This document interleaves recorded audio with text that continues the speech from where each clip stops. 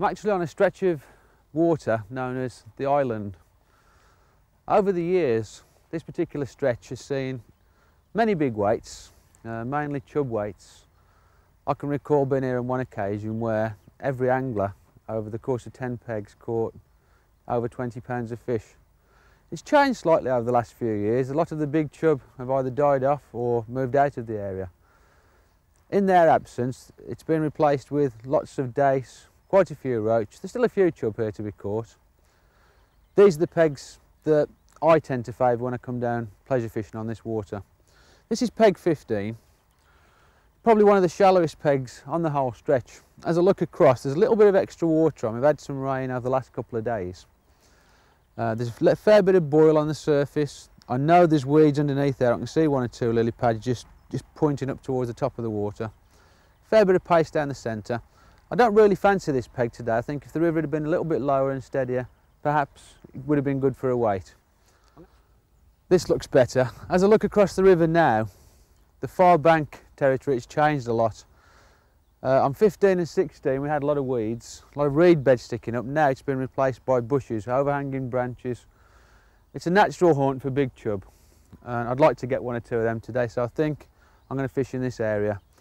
I've looked up to peg 18 and I've seen one or two fish top already. That swung it for me. I think these two pegs are probably much of a muchness. By fishing peg 18 I've got that peg and this peg to go at. I've got the best of both worlds. I'm going to have a closer look just to make sure it's comfortable, because we are pleasure fishing, I want to be comfortable. That looks absolutely perfect. I make all my own floats from peacock quill. Although you can get very good floats from tackle shops nowadays, I still tend to favour making my own. The reason for this mainly, I fish lots of different waters over the course of a season, and I'm faced with different depths, different species of fish, and by making my own I can cover a wide range of situations. As you can see from the box at the side of me, this is just a few of the floats that I own. There's something there to cover all eventualities. If there isn't, I'll go home and make it, and eventually I end up with large supplies of wagglers. The two types of waggler that I use mainly are these. We've got the inserted waggler and the straight peacock waggler. I'll talk about this one first. The actual construction of the float is a piece of peacock quill here with a very thin peacock insert in the top. The reason for this is to register bites of very small fish just beneath the surface.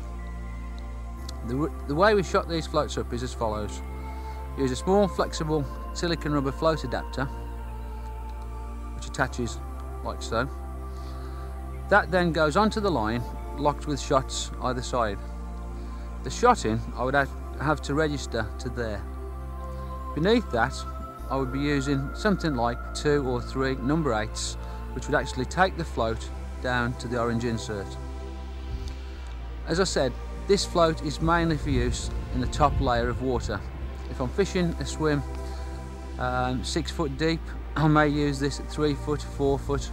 It would not be used for fishing the actual river bed.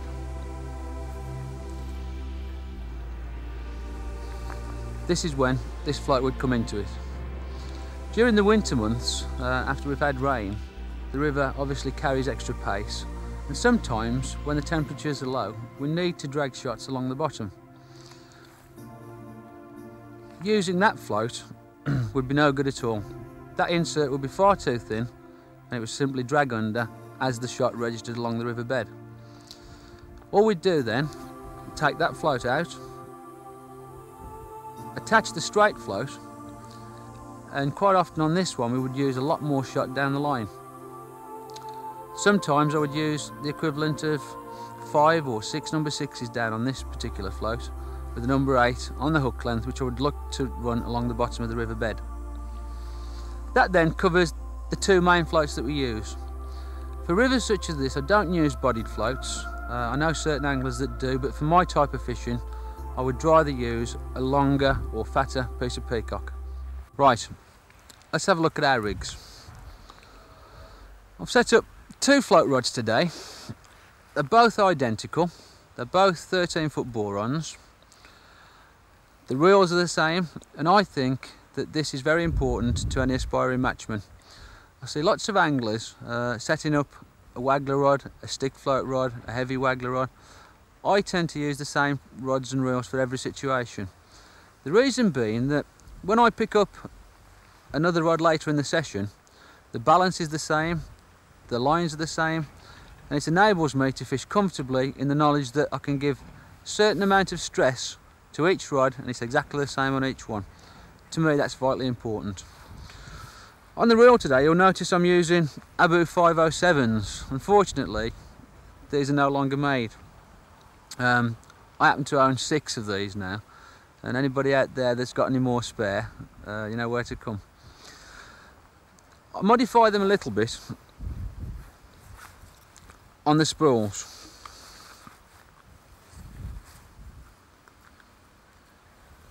You can see from that I had some special spools made up to fit the reel. They're very shallow, they take 60-70 yards of line. I don't like to put much more than that onto a close face reel because of line bedding, and for a water such as this 70 yards is ample. We're never going to hook anything that's going to take 70 yards of line off, and if we do, then I don't think we'd have much chance of getting it back anyway. I'll just put that back into place. What I always do before I start a session on a river, I like my lines to float. So I always apply a small amount of silicone line spray. There's several good makes on the market now. And all you do with this, give it a good shake before the start, actually spray the reel up. The line floats well on the surface of the water, and it also takes out any friction on the line. When I'm playing a big fish, the last thing that I want is line grating through the reel, through the rod rings, and causing stress on the line. We're using fine line here today, it's £2. It will be very easy after a little bit of abrasion has taken place for the line to snap on the reel, on a particular ring. If it's a big fish, then it could cost us the match. I don't want that to happen.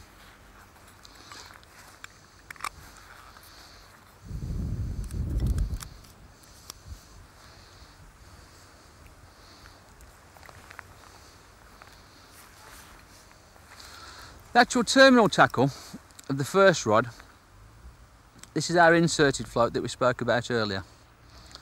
I lock the float with the bulk of the weight either side of the float adapter. You'll see in this particular case I'm using the new non-toxic shot, which is called Double Cut, made by a company called Anchor. I've only been using it a small amount of time, but I found it perfect for the fishing that I do. It moves well, doesn't damage the line. I think it's as good as lead. You may also notice that incorporated in the bulk shot, I've actually got some very small number 8s. These also move around with the bulk shot. Down the line we have 3 number 10 shots. We also have an option, because we put the small shots around the float earlier, we have an option to bring these number 8s into play at any stage in the match. As you can see from that rig, I can fish between 3 and 7 foot deep and cover a wide range of shotting patterns. Sometimes we may fish this rig as shallow as 2 foot deep, in which case I might only have 1 number 10 shot down the line. But we have a facility, because we built the small shot into the bulk around the float, to fish up to say 7 foot deep with this particular float. Because it's a very, very fine float, very sensitive, doesn't take a lot of shot, I wouldn't fish depths much over 7 foot with this one. Once we came over that depth, we'd be looking at something bigger, which we'll go on to now. My second rig that I've set up today, very similar in construction. You'll see 13 foot rod, it's a boron, Abu reel again, same reel line, which is £2 Omni. I've sprayed it all up. The beauty of this line is that I find when it's windy, such as today's conditions, sometimes it goes a little bit calm. I look out other times it's windy. With this type of line, I can actually cut it down below the surface, which I'll show you later, and actually sink the line. At other times, when the wind's steady and it's smooth water on the top, I'll leave the line floating. The actual float is very, very similar in construction. It's a slightly thicker piece of peacock, a thicker peacock insert, and again it's locked with the non-toxic shot by anchor. What I'm going to cover now is the actual way we attach the hook length to the line. There's lots of different ways. Certain people I know use loops, other people use blood knots, etc.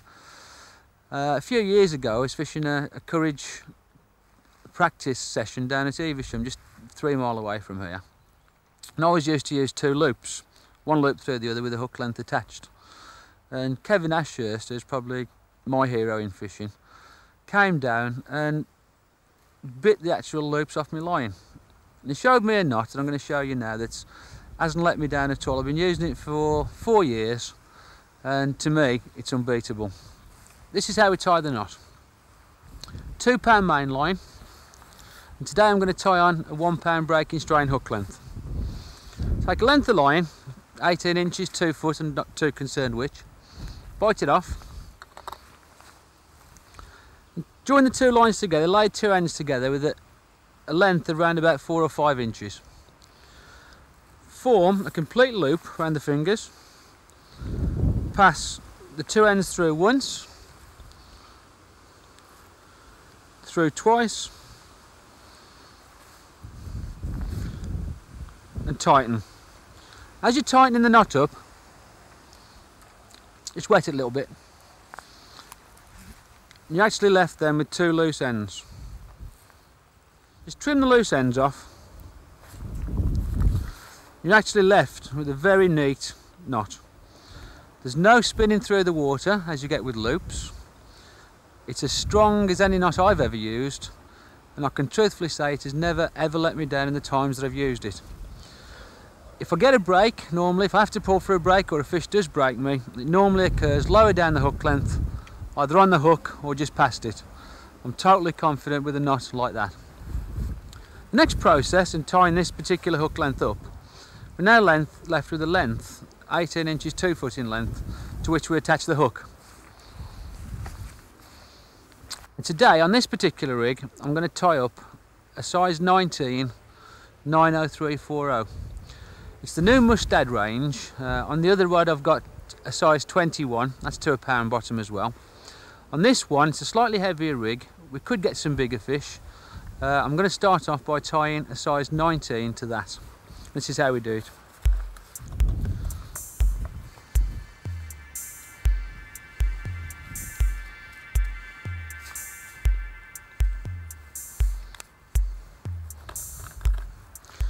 I use the Matchman hook tire.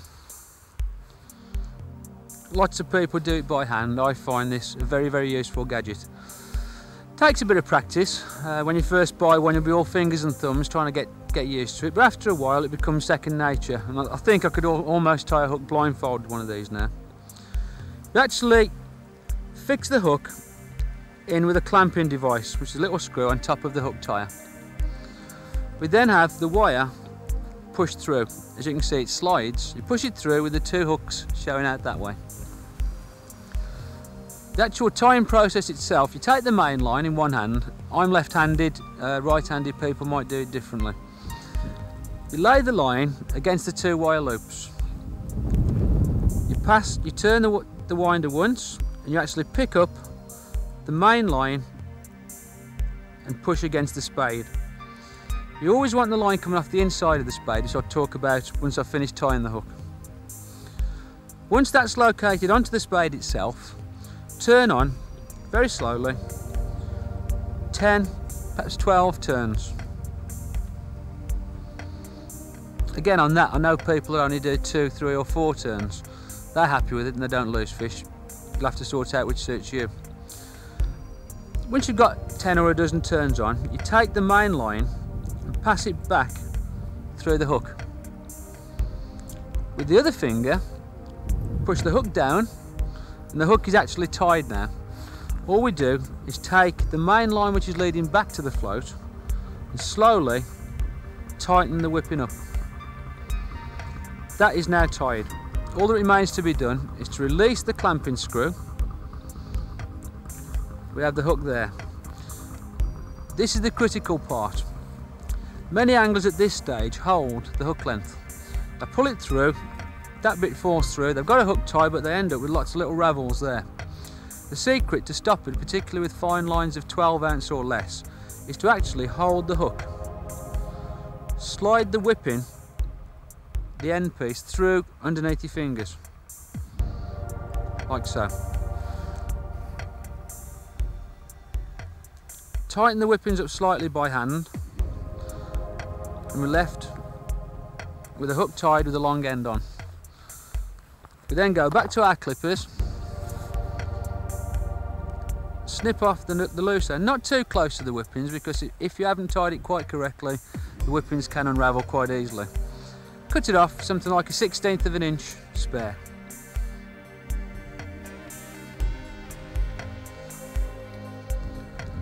That's the rigs made up. We're now ready to start fishing. As you can see, everything's to hand.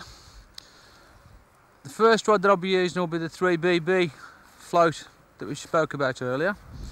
I don't use a rod rest for this sort of fishing, preferring just to drop the rod onto the keep net. I'll be fishing, I'll throw the float out, I'll fire bait, the rod is there ready to pick up. My spare rod is behind me, ready to change at will. Bait is always to hand. At this point, I would point out a very useful tip for the summer months. Earlier I spoke about bait turning to casters during the summer. What I do, I carry around a shallow tray, it's off a big bait tin that I've just cut down. Any surplus bait that I don't need, I put some in the pouch. Surplus bait I keep in my keep net like that. That's floating in the water, nice and cool, it won't turn and it won't die because of direct sunlight. I don't think there's much chance of that today anyway. Our reserve bait, castor and hemp. Casters will be kept in water, this will stop them going to floating bait. Everyone, barring a couple, should be sinkers. I don't think we'll be using that, but who knows. Spare catapult, if the elastic breaks on this one, there's one in reserve. Tackle box, everything to hand. If I need to change shotting or change a hook, the trays are there. If I need to change a float or I lose a float in a tree perhaps or something like that, floats are ready to hand. So everything is ready to start fishing. Landing net, I usually set up a bank stick in the side. Rather than have the net stuck down in the water where it could catch on underwater obstacles, I'd rather have it set up on a rod rest. So if I bring a fish, if I've got a good fish on, say a big chub or something like that, it's a simple case of bringing it in, the net's to hand, simple process. One last thing, disgorger, always ready at the back of the ear. Right, let's start fishing. I've actually set the rig up to about 4 foot deep to start with. I've got 3 number 10 shots down the line. The hook length, as we spoke about, pound bottom, size 21 hook. What I would normally do on a swim like this, I know it's about 6 foot deep. So I'd start off by introducing a few loose feed offerings. Simple matter, I prefer to use the flatty type pouch catapult. Certain anglers prefer the pouch type, I think the flat is better. It's a simple matter then, drop a few maggots on, aim them at the water and fire. And straight away we have dace coming up in the swim, that's a good sign. Fire some more, this could be a good day. I'll fire bait a little bit down the swim, not so much action there, a little bit up the swim, and it would appear that's where the bulk of the dace are. As I fire the bait in, I can see a few swirls on the top of the water. Yes, there's plenty out there, let's start fishing. The rig I've set it 4 foot deep with 3 number 10 shots down. We've got the other 3 number 8s in reserve if we need to go deeper later. I'm going to start off fishing. There's several different ways of catching dace. Sometimes you can catch them off the surface of the water, Other times you have to read the float down on the insert and get bites actually registering on the float. This type of rig will cover all eventualities of that. First and foremost, I'm going to try and catch off the surface. I'm going to do 2 different themes on the method and see how it goes. Sort a decent maggot out for the hook.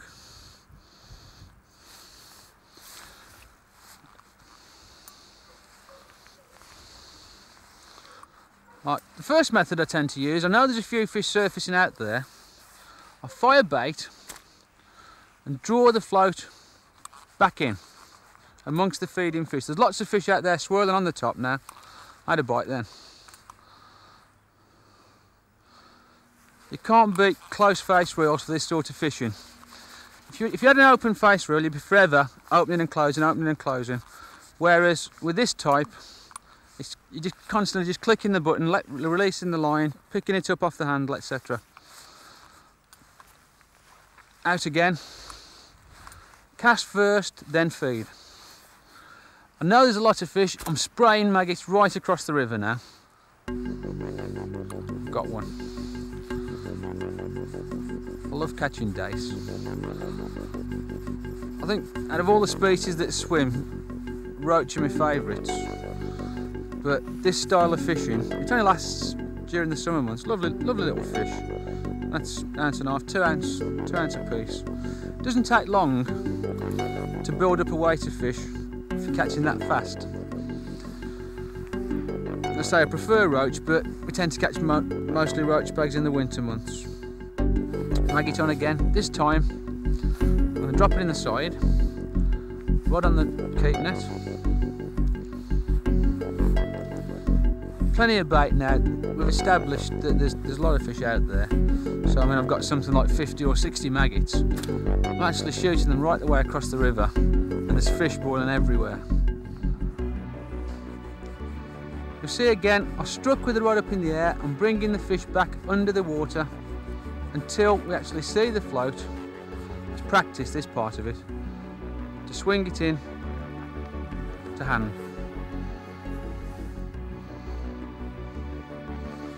I wouldn't mind catching a few of them. Sometimes you go down in the water to get a bigger stamp of fish.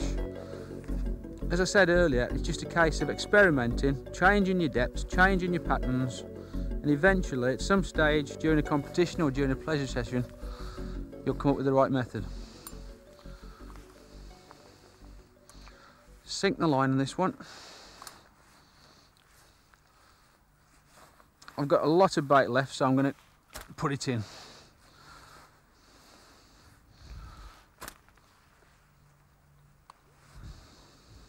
I'm getting a situation now where I can get the float in, the shots are going down, and actually present the bait as we would as if we were fishing a winter match. There is a chance now that we might get 1 or 2 chub. That's a bite. That is definitely a chub. This is a critical time now. I never bring the rod in too high.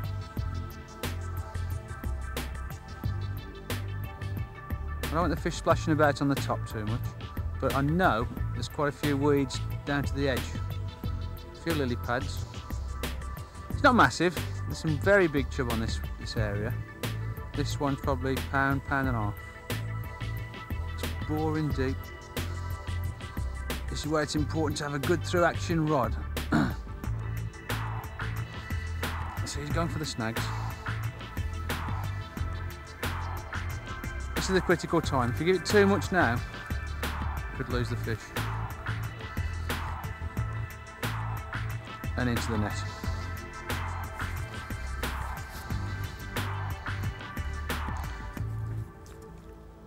Summertime fish, it's about pound and a bit. In the winter, when that's put weight on, when he's had a lot to eat, he would probably weigh £1 3/4.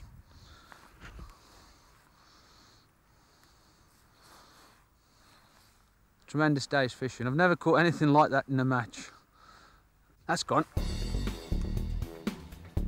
That's a chub. That was right down the bottom of the peg. It's a decent fish too. Got to watch it because there's quite a bit of weed down there. And these chub, over the course of time, get to know where weed is. And there's nothing worse. I don't like losing fish anytime. There's nothing worse than in a match, having that match winning fish on late in the session and then losing it in a weed bed. This one's come up, I think. I could be in luck. This is the critical time. This is the time that tests your line to the limit. It tests whether you've tied your hooks properly.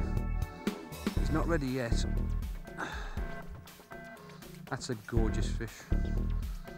That is a gorgeous fish. Come on. Ah, yes.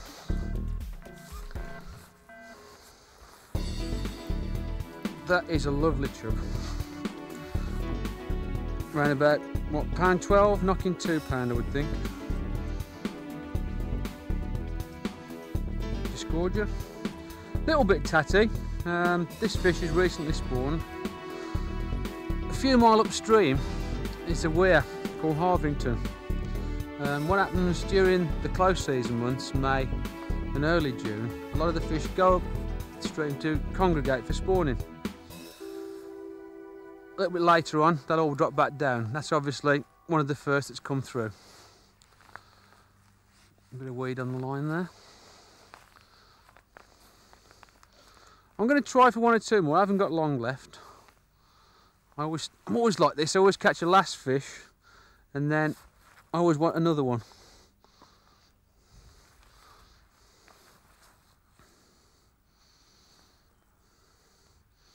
In fact, I can recall a lot of sessions where I promised to get back for a certain time and the last cast has gone on 2 or 3 hours. But it's such a nice night now. It's been a horrible day weather-wise. We've had wind, rain, all sorts. This is definitely going to be our last cast. I could end up here all night. Go on, go under. It's always nice to finish the session with a decent fish. Whether I'm in a match or in a pleasure fishing situation, I love getting a decent fish to finish off with. I should have finished on that chub that I caught. But you always think there's going to be one a little bit bigger. No. Well, that's it.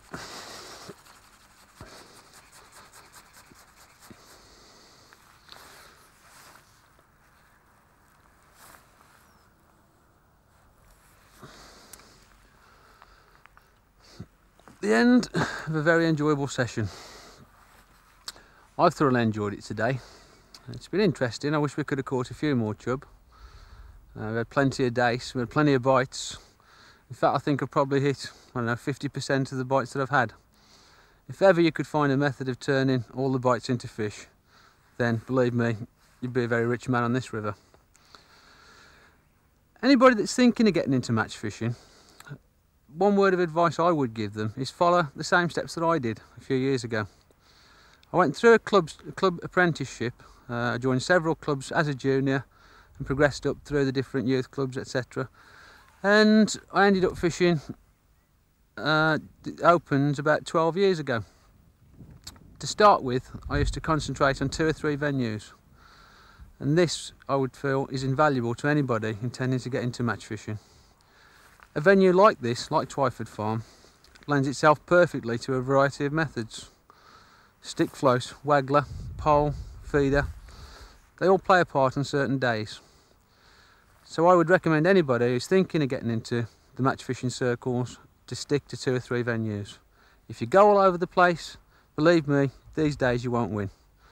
Concentrate on 3, do your apprenticeships there, and it'll help for the future.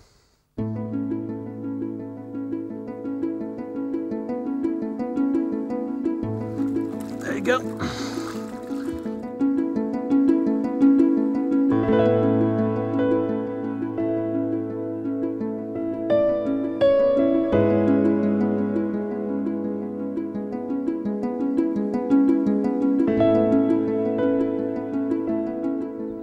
The river's up slightly. We've had a couple of days of rain. It's freshened the river up, if anything, and I would expect that we could could catch quite a few roach.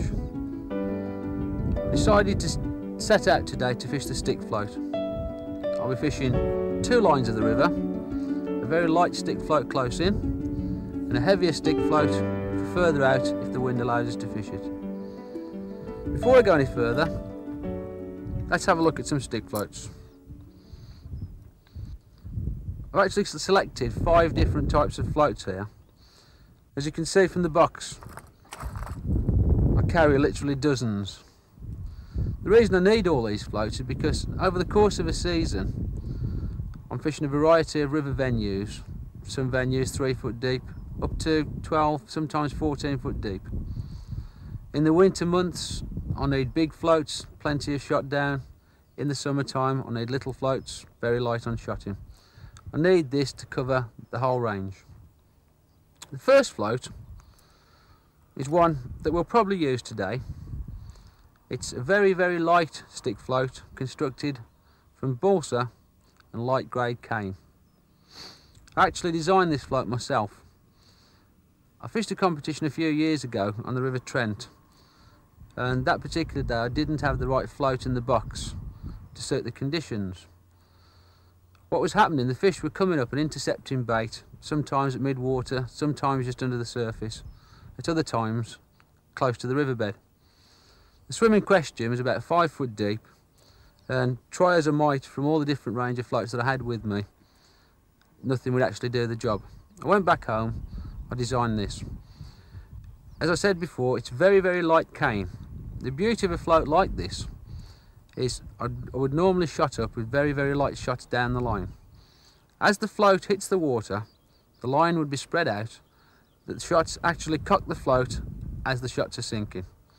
Unlike many other floats that will go into the water, sit like that, the shots are out there. If a fish intercepts on the drop, we'll get this sort of action. The fish will feel the resistance and they'll drop the bait.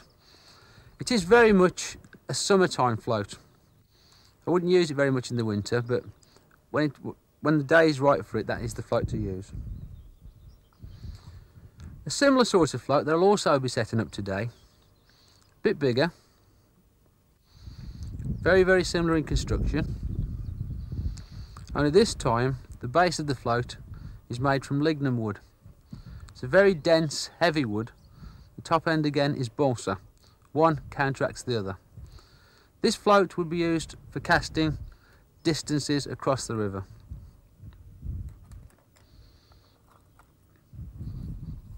I've got another float here. As you can see, this one's got a black top. I don't actually buy black top floats now, I just carry a black felt tip marker pen. If I need to fish a black top, I just black the surface out with the pen. This float's actually constructed with a plastic base. It's heavy plastic. It's fairly recent innovation. Very, very similar in density to the lignum wood. Very similar on size, in fact. That float takes exactly the same. It's virtually the same size. If I feel the weights, there's hardly anything in it.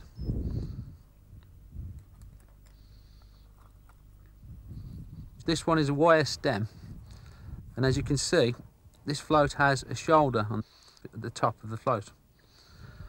The reason for this shoulder, sometimes we could be fishing on a fairly fast flowing river, particularly in the winter months, and we may want to hold back, that is, ease back the float through the swim.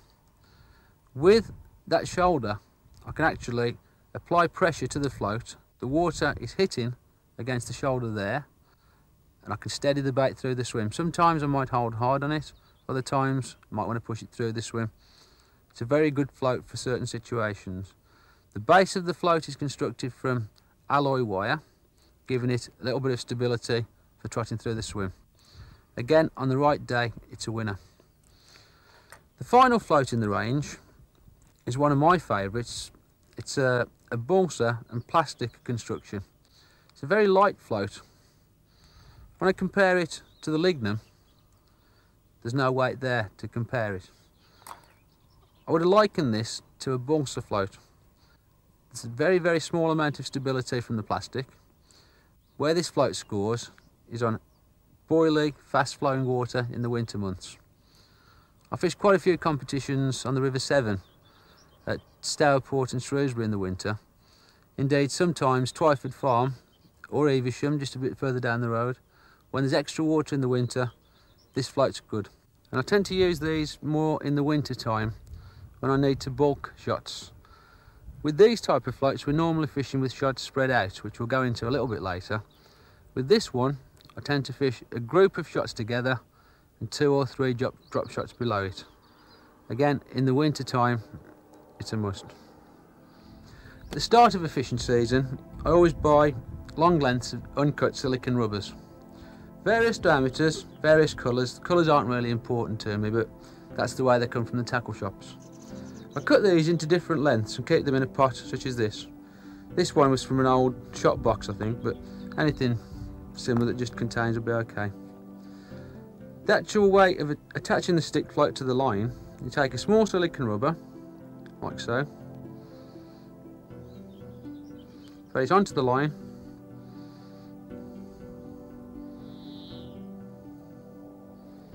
one of similar size just below it,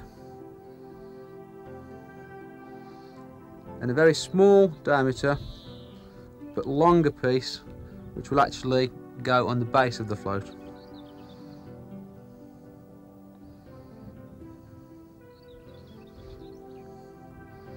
Always remember to put the lid back on.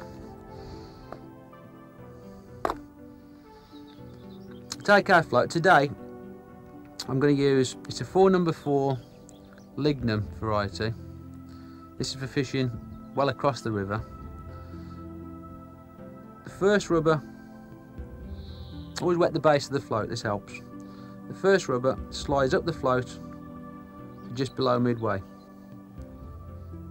The base rubber, quite a tight fit, but you'll note how neat it fits onto the float. The top again, always wet it, slide the rubber on,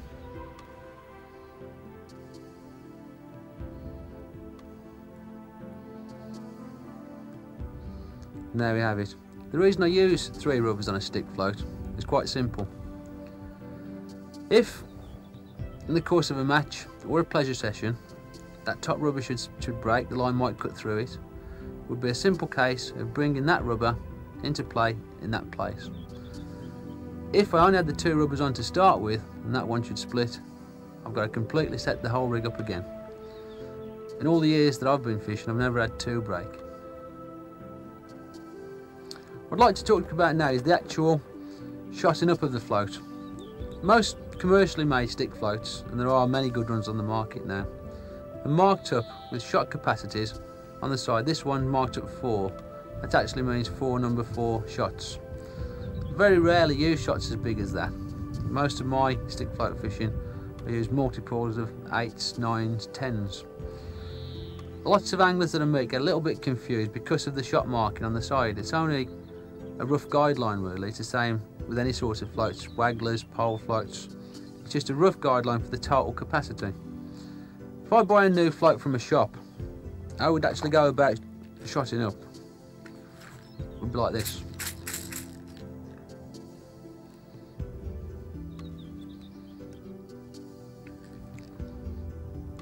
My base shot, that's the one nearest the hook, would normally be a number 11. Above this, a number 9.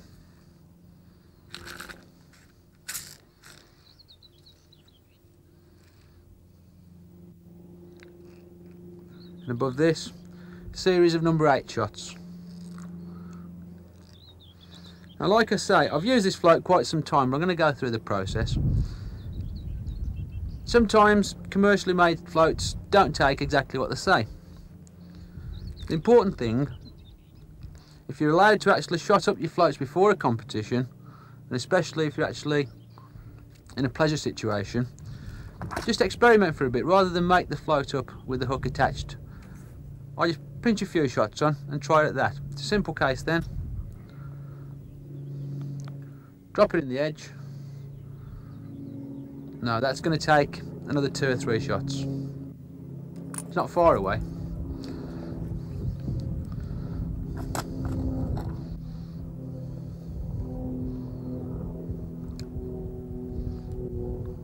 I think one more should do it.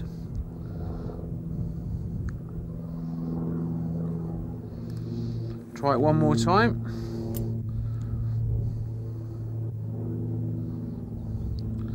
That's perfect. What we have now, we've got a number 11 shot, which will be closest to the hook, a number 9, and 1, 2, 3, 4, 5, 6, 7 number 8s. We move the float up. Our first number 8 goes directly under the base. This will be used as a depth marker, which we'll discuss when we actually plumb the depth. Down the line, I now have options to group shots together, 2 or 3, or I can leave the shots spread out. The second rig I'll be using today is a much lighter stick float. The rod and reel are exactly the same. The hook, again, is a size 20 Kamasan B530, pound bottom. On this rig, my first shot nearest the hook is a number 11. Above this, number 10 shot, and above these, equally spaced number 9s, 2, 3, 4. Directly underneath the float, I've got one number 8 shot, and the float again is attached with 3 rubbers, as was our heavier rig.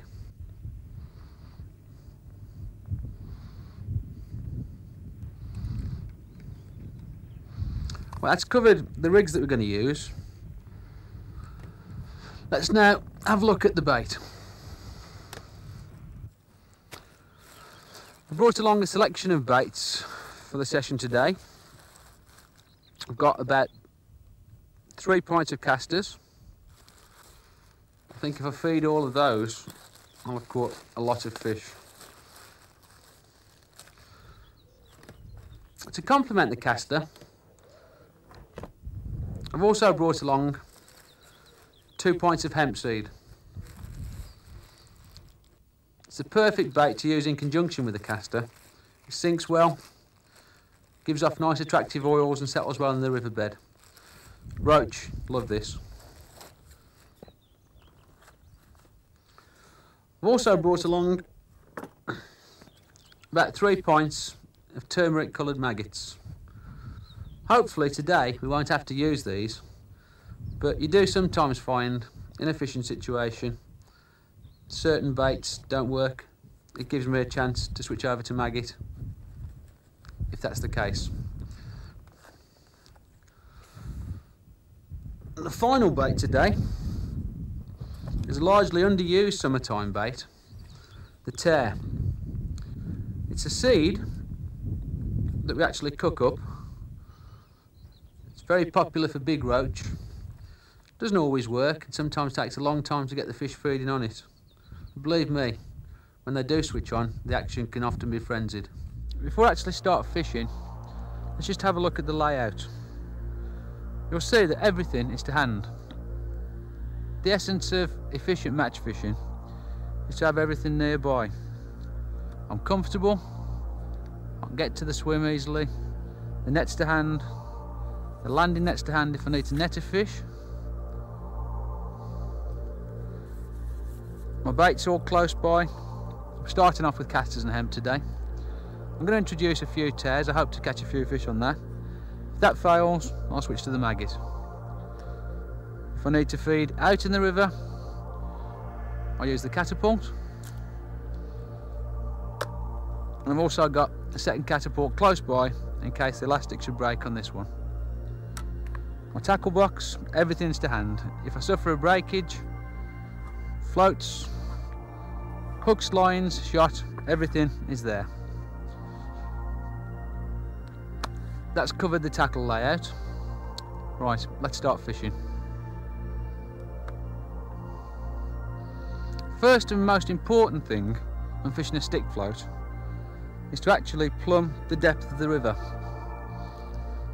Quite a few anglers just start off fishing, and quite often they could be fishing a peg 12 or 13 foot deep, and it could take them anything up to an hour to find out the actual depth of the river.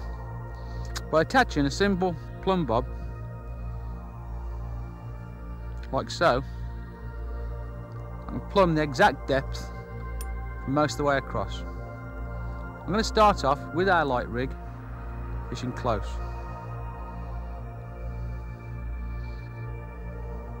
That wasn't a bad guess. That is exactly the right depth for close in.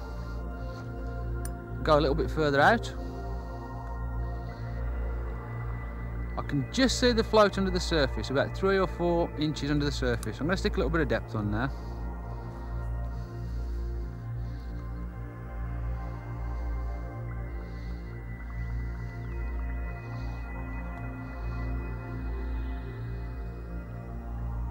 I'm going to start off actually fishing that depth. The float is actually an inch or 2 under the water, and I'm going to start off fishing just off the riverbed. As the session progresses, it may be that the fish want the bait dragging over depth. Sometimes they might even want it 2 foot off the bottom. Finally, I'm going to plumb the depth well out for our second rig later in the session. There's not much variation at all there. I would say it's probably about 6 inches deeper down the centre of the river.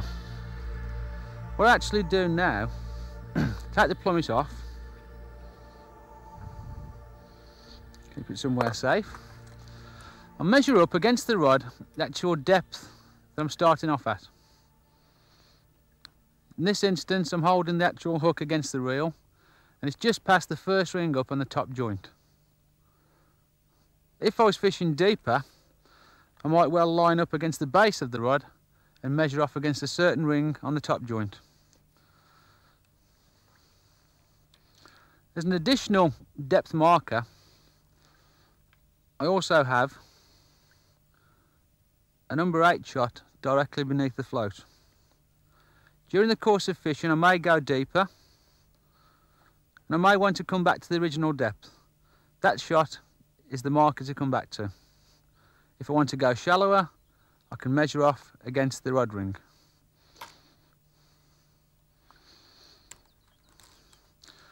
Right, that's all the depths plumbed up. I'll get the hook out the net. Let's start some fishing. I'm going to start off on castor and hemp. I'm not going to feed a lot to start with, because the object with roach is to try and build the swim up. I'm going to start off feeding in the region of 15 grains of hemp and half a dozen castors. I don't count them, but roughly half a dozen, perhaps 6, perhaps 8 sometimes. Bit of bait going in, a little bit of hemp downstream, and away we go.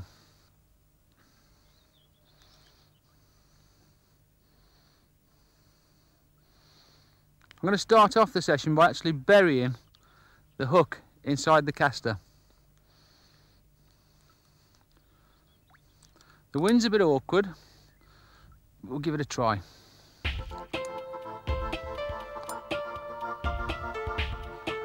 could take some time to get these roach feeding,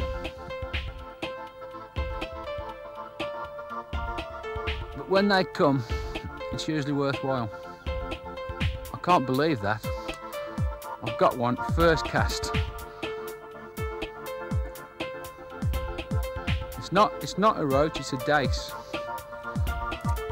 You'll see he's actually split the caster out back up the line. What a good start.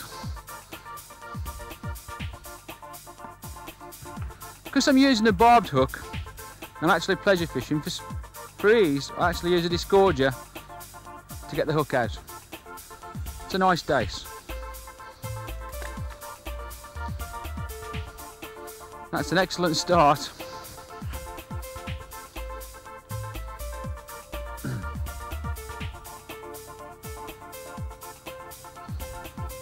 Another caster on the hook. A few casters in the swim. A few grains of hemp.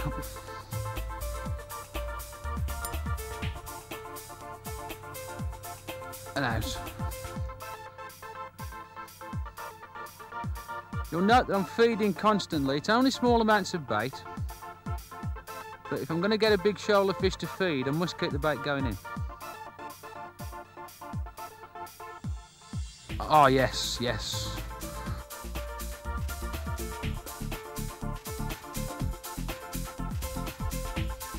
It's another good roach. Beautiful fish. Fighting fit. Beautiful fish.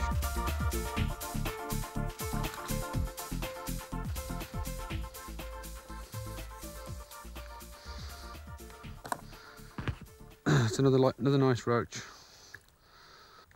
About 10 or 12 ounce.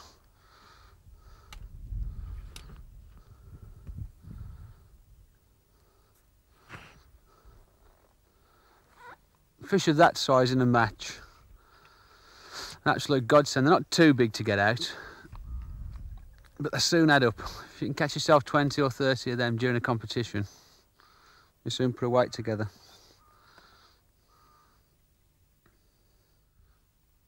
That's your casting routine for a stick float. Normally hold the hook bait a couple of inches below the finger and thumb. Nice and loose, you don't hook yourself. Usually wind the stick float to within 3 or 4 feet of the top of the rod. Click the button in the case of a close face reel. If it was an open face, I'd open the bail arm. It's all ready to cast. There's a little bit of flex in the rod. Take a sweep to the side and throw out. At the end of the sequence, we actually check the line, in this case on the lip of the close face reel. And what that actually achieves, rather than letting the float and the terminal tackle lie all together in a big heap on the water, it spreads it out and makes presentation that much better. We'll go through it again. We've baited the hook. It's 2 or 3 inches below our finger and thumb. We click the button, there's flex in the rod to cast. Sweep to the side, check, and it's there.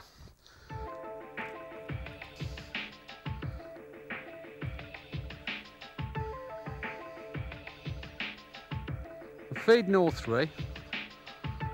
Casters, hempan, tears. That was a bite, yes. Hey up. The thing I've noticed about most of these fish today, as I hook them, they kite out immediately out into the river. This one's coming back now. Steady again. This is the worst time. It's not a huge fish, it's not going to break the line, but I've got to play it very carefully because the hook can rip out so easily. We're not quite sure where it's hooked. It might well be that it's well down the throat. In that case, I could probably drag him in. But if it's only just engaged in the lip, then it would be easy to pull out.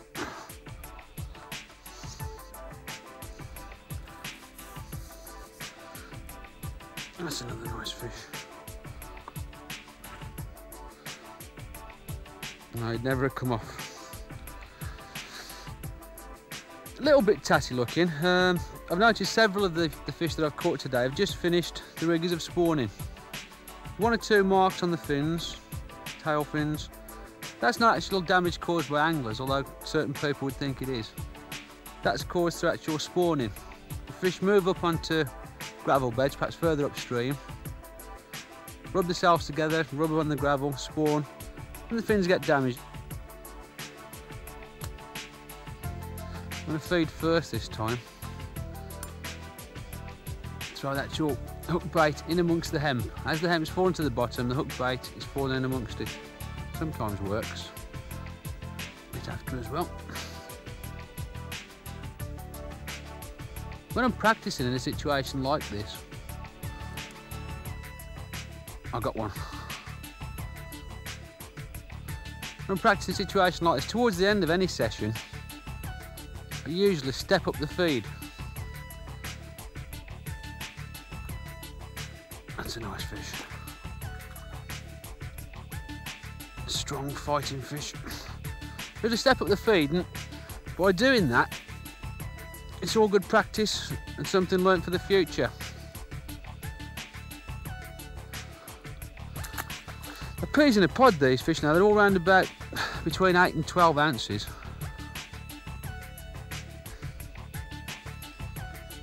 Well, that's it.